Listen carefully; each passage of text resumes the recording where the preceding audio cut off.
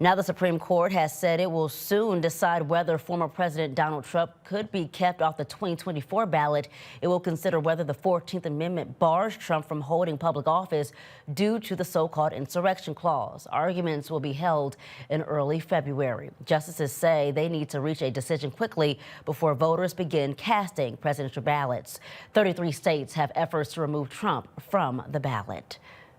But in Missouri, this Missouri candidate for governor, Bill Igo, is planning to file legislation to disqualify President Biden from the ballot. He claims the president has given aid and comfort to our enemies and allowed more than 8 million people across the border illegally. Now we have reached out to Igo and asked where the number of 8 million came from. We are still waiting on this response. The U.S. Customs and Border Protection says there have been 7.2 million encounters between migrants and U.S. immigration during Biden's presidency.